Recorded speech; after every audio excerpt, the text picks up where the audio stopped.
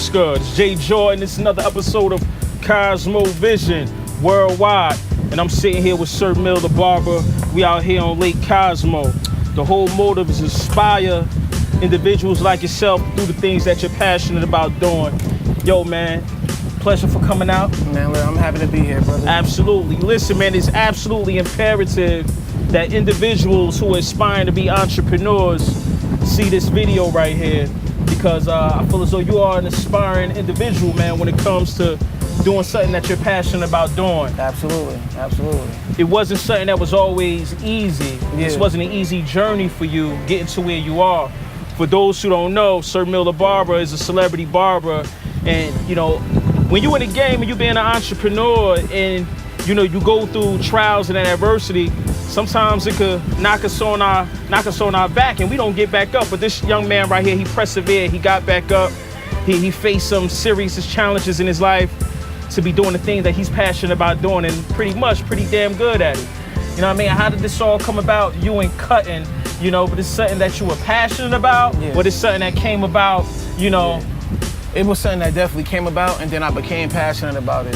So, but it all started from me working security right after college, not knowing where I was going to start at.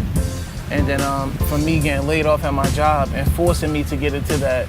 And I was just doing it on the side in college. So like I didn't really know that it was going to take me to where I'm at right now. But it was something that I was already doing. And when I got laid off at my job that I was working at full time, it forced me to actually do that because that's what was bringing in income at the time. I'm gonna tell you what was funny. I mean, when you first started cutting, right? Yeah. You know what I mean? I was in a barber shop getting a haircut, and I see you sitting across from me, you know, dusting off your chair, you know, waiting for somebody to come in and get a cut. And you ain't had nobody coming in, bro. Yeah. So, you know, but you was dedicated. You was there. Yeah. You know, and that didn't discourage you. What kept you going when you didn't have that clientele? Nah, to be honest, bro, what kept me going was me having a child and seeing my child get older and seeing my daughter get older, and pretty much just seeing her. And then I was like, all right, I got to take this to another level. I see where my potential is. I see what I'm good at. Now it's time to take it to another level and do what I got to do for me, for her, and then you know, my family and my future family that I have coming. What was that all moment? You know what I mean? Because, you know, we all have certain, you know, talents that's in us, right? Yeah. But we all come across that all moment like, yo, this is it right here. Yeah. This is it. Yeah. This is gonna be the thing that take me to the next level. Yeah. What was that moment? So that all moment, that was pretty much when I started cutting and I started grooming NFL players, you know, a few celebrities and upcoming celebrities, and me pretty much getting into that stage in my life where I'm interacting with more people that I never seen or never met before that was doing something great. So that's when I was like, oh nah. As soon as I started getting into NFL players and, you know, doing things according to that, I was like, nah, I need to take this to another level and really take things serious because I see where it's going. And this is something that I don't want to stop, I want to continue. Marketing is key, right? Yeah. And one of the big things that I commend you on is your marketing skills, you know? Yeah. Like, you got to be a good marketer to get to the levels that you really want to get to. Yeah. And the way you market is like, it's incredible. You know what I mean? How did you come about with those marketing techniques? Did somebody school you to the game, or you figured that out on your own? I pretty much learned those techniques on my own. Just watching other people that was entrepreneurs and people who was, if you want to call it, social media famous. Okay. And just looking at them and seeing what they was doing, and then looking at their daily deposits. Like my boy Omar Bolden would say, daily deposits. It's people things that they're doing daily.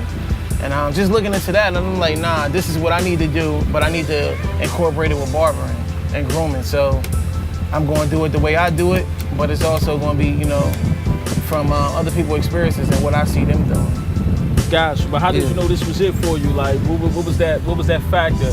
I know you used to cut hair at William Patterson. Yeah. Tell us about that, because that's how you got your start, right? Yeah. You started cutting hair for free because the clientele wasn't rolling in. Yeah. And then on top of that, I started a year before William Patterson. Okay. So I was at a junior college playing football, and all my friends, they needed a haircut.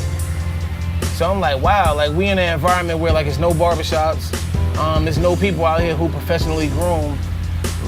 let me see where this go, and let me try to help other people out. And they broke, they ain't got no money, you know what I mean, to pay that 25 for a cut. Yeah. So they sat, you know what I mean, Yeah. they risking it. They risking it. They like, yo, Mill, trim me up. Yeah. Hey, yo, listen, my line is very important. What gave them the faith to believe in you to cut their hair? Nah, and so people didn't believe in me until they felt as though I was secure and I was passionate about what I wanted to do. So telling them what I wanted to do and telling them how I wanted to help others what made them feel like comfortable enough to be able to be like, I trust this guy with my hair. So, you know, that's what it all started. I started in junior college when I was playing football. And I started cutting all my teammates and then having my teammates promote me and then only charging them $10, $10. What's one of the biggest chances you took on yourself as an entrepreneur? Yeah, nah, definitely. So the biggest ballsiest chance that I took was getting accepted into the police academy and turning it down. You turned it down? I turned it down. How old is your daughter? My daughter's she's 9 years old. She about to be 10. And you turned the academy down. Yeah. To do the things that you're most passionate about. Absolutely. And they ain't got no kind of security. It's not definite. You turned that down to do the things you're passionate. Why? Yeah. Why? Nah. So I pretty much I turned it down, basically because I wanted to be an entrepreneur. So when they came to me to give me to earn me and give me the position, okay. I was like, nah, it's too late. This is something that I already fell in love with. This is something I'm passionate with. This is a service I want to provide, not only to the community, but the world. I'm like, nah, I'm an entrepreneur. I make my own hours. I manage and supervise my own self. Okay. Why leave this to go work for somebody else? And I necessarily didn't want to do that because that's what majority of people doing. So yeah, I turned it down, man. I knew I was better than that. I knew I was better than somebody just telling me, oh, you only got 7 vacations this year, or you only got 30 minutes to take a lunch break, or this is the days you got off, and this is how much I feel as though you deserve to get paid. I don't want somebody to tell me that I'm only worth $50,000 a year when people is making that on one show, rapping one show. Yeah. So I don't never want people to tell me that they obligated to fire me whenever I'm not doing my job at task. I want to be able to conduct that myself and do that on my own. So that's why I did that. Nice. What's your inspiration? As far as what? Oh, cutting, like, you know. My mom. You know, my mom died in her early 30s. Sorry to hear that. Yeah, she died. Yeah, she had stomach cancer, and she was a beautician. She was a beautician. She was a hairstylist, and she did multiple people, high-end people, whatever you call it. And I watched her as a kid, and seeing her do that, and seeing her take care of 3 kids on her own, I was like, nah, that's something that it might be already in my DNA, because that's coming from my mom. So looking at her do that, and seeing her do that, and seeing her struggle and go through things and become better, I was like, nah, I really want to do this. And I really want to follow her footsteps and also make her happy. What changed from me seeing you in the barbershop with no people in your chair to you having over hundreds of people in your chair? What changed? What changed is me taking it serious. You wasn't taking it serious then? I thought you was taking it serious because you was up in there. Yeah, but the thing is, I was taking it serious, but I didn't know that that was something I really was going to do. Got you. That's all. So, I mean, like I said, Allah put different things in my front to the point that he was like, yo, you need to focus more on this because this is something that you're good at, and this is something that can really benefit you in your lifetime. So, yeah, that's what pretty much happened. What barbers inspire you to do what you do? Yeah. You know what I'm saying? Who inspired you? My boy Wade the barber, man. That's one of the barbers. He's a little bit older than me, but he's someone who definitely inspired me, and he's someone who definitely put me in that mindset to be like, yo, I could really do this, and as a black man, I could really perfect my craft and go above and beyond to be able to get to certain levels that I never thought I could mentally get to. So, yeah, watching him and looking at his skills and then developing mine at the same time, you know. What kind of skills you develop? You know, the craft of barbering, or the craft of character, as far as being a successful. Alright, so Wade, because Wade definitely inspired me on the character. By being your own brand and presenting yourself a certain way to the public for people to want to look at you and view you and support you. So His style is pretty much like mine too. You know, What's that? dressing grown manners, dressing preppy. You know, just being that person that people be like, yo, like Pretty boy ass barber. like nah, but like being in that place to be like, yo, like I respect him and he take care of himself and he's really perfecting his craft and also modeling at the same time. It's a lifestyle. It's a and that's what I say. It's more than just a brand. It's a lifestyle. And I'm all about providing good service in order to be suitable for people and what they envision. Hey, listen, Mill, I appreciate you for coming out here, man, helping me inspire those who are, you know, aspiring entrepreneurs. Word. You know, it's very important that people see, you know, people like yourself doing it. You understand? Because let me tell you something, entrepreneurship is not easy, brother. It's not. It's not easy. This is why I come, you know, week after week, you know, month after month, doing interviews with successful people because I want to inspire those who are aspiring to become entrepreneurs.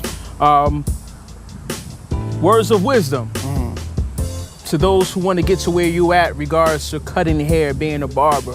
What advice would you give them? I mean, definitely words. It's pretty much the main thing that I would focus on and that I would take with me daily is diligency, working hard, being diligent, being really hard working. Because that's the only thing that's going to get you to that next level is if you work hard and you work harder than others. So if you see people getting up at a certain time or you see people staying up at a certain time, that's what you need to be doing and twice more. So I'm a vibe off diligency, and I believe that diligent is a strong word because that's something that got me to the level that I'm at. If I'm not diligent and I'm not hard working, I won't never get to those dreams and those desires and those things that I envision within myself. So diligence. Hey, yo, you heard him, right? Yo, we got to be diligent out here. We got to keep your foot on their necks. Even though people not gonna support what you're doing, you got to keep going. Everybody not gonna believe in your vision, but nobody's gonna believe in your vision until they see how much you believe in your own. Yep. You understand? So stay focused, stay determined, stay empowered. Yo, let's keep it going, man. Cosmo Vision, Jay Joy, SirMiltheBarber. SirMiltheBarber. We holla, we out.